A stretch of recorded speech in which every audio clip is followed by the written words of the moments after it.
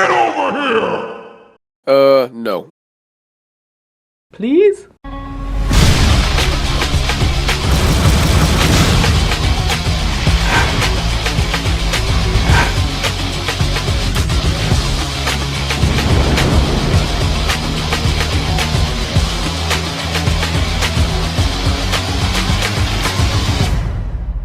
What's up, fellow collectors? Today I am talking about the Mortal Kombat Scorpion Bloody Battle Damaged exclusive. It says exclusive up there. PX Previews exclusive.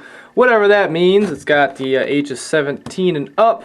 Here's Scorpion in the package. It looks very nice. He's got a little skull accessory that we haven't seen yet, so we're going to get into that here. It's also got his spears, you know, that he's basically been coming with.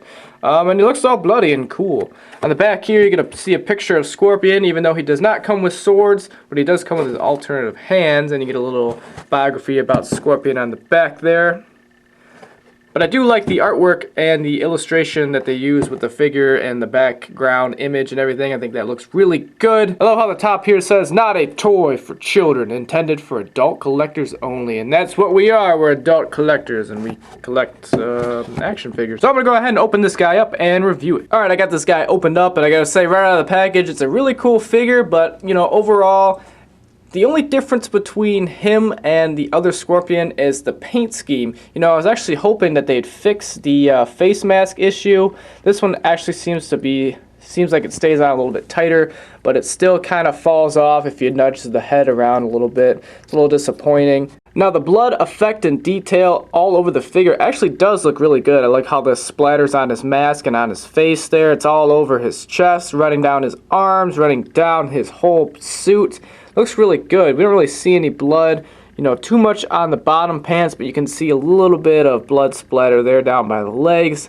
You know, I think that looks really nice. It's a nice texture. It's a nice addition to the Scorpion that we've already seen. And really, this is pretty much all you're getting with this additional figure. And I'll bring out the original just to compare here. Alright, and I got both Scorpions standing side by side. And, you know, they're pretty much exactly the same figure, just the paint difference. And honestly, I don't think the paint difference is enough to make me, you know, if I was just a casual collector, make me go out and buy it. You know, I would actually probably buy this Scorpion first for two reasons, because he has better accessories. You know, you get some really cool swords with this Scorpion, and if you want to add some blood effect, you could always customize this Scorpion. You know, adding a little blood splatter and paint is actually not that hard to do in the customizing action figure world. There's a ton of tutorials on it to where to find how to do it, and you know, I don't think this guy's really worth the, you know, additional paint job, especially for the price. It's like 20 bucks. Even though it's an exclusive, but, you know, I think that's kind of a cop-out to sell a figure, you know, the same figure just with a different paint job. And I see more and more companies doing this. You know, they'll release a line of figures, and then the next wave will be pretty much the same figures, just repainted in different ways, and saying that it's battle damaged, or it's a repaint or a variant of some sort.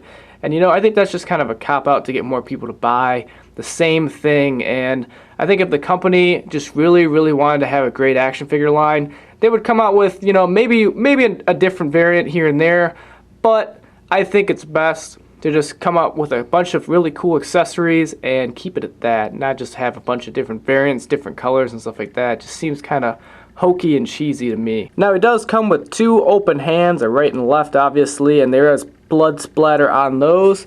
There's even blood splatter on his chains, you know, that he throws out with his spear chains and stabs you. You know, it makes sense because this is probably going to create a lot of blood when he stabs you with them. And then you also get this new accessory that we haven't seen yet. It's actually this little skull here, which I don't really see, you know, what the point of this is. You know, even though he does hold on to it, I mean, it just seems like a kind of a weird accessory to give Scorpion. I mean, I don't really think he uses this in the game. It just kind of looks like a little lantern, like a skull lantern or something. You know, I think it'd actually be a cooler accessory if you could actually get like a skull and remove his head and put the skull on, you know, like how he takes his, you know, face mask off in the older games and then breathes fire on you. I think that would be a lot cooler of an accessory than, you know, this little skull here, and I think it'd make more sense with the character. But you could do the same thing where you pull off the hand, and then you could put this hand in, very easily plugs in there without any effort or issues at all, and I'm really happy about that. You know, it always makes me nervous sometimes when you unplug a hand, you know, and you plug it back in. You know, these joints are so small that it feels like you could just rip them right out if they don't attach in it the right way. Now the articulation is very nice. You got a nice 360 here, nice ball hinge at the elbow, ball hinge at the wrist. You know, you got a little bit of waist articulation here. It's pretty nice. The head actually does have a really decent amount of articulation. You can look up and down and stay on face mask. I don't like that when you fall off. Likes to kick out pretty far. It's nice. Kick out pretty far back. Get a nice ball hinge knee.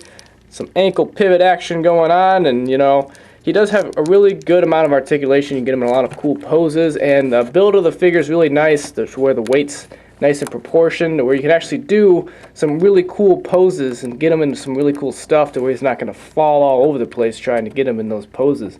You know, the only gripe I have is that his face mask will not stay on no matter how hard I really try, and it sucks because I'm going to actually probably eventually sticky tack it to his face so it actually stays on there. So overall, this is a really cool figure. You know, I'm a fan of Scorpion, so I collect pretty much all the Scorpion and Sub-Zero stuff that I see. But, you know, for a casual collector, I'd actually recommend picking up the other version. You know, if you're only going to get one Scorpion, I'd pick up the original Mezco version because you get some cool swords and stuff like that and better accessories. And this is just basically a repaint, and it doesn't have as many accessories, and it's more expensive than the original one. This is tagged at 20 bucks because I think it's actually an exclusive, and the original Mezco Scorpion is like 15 bucks. You can find it in retail stores around that price. So I'd definitely go for that.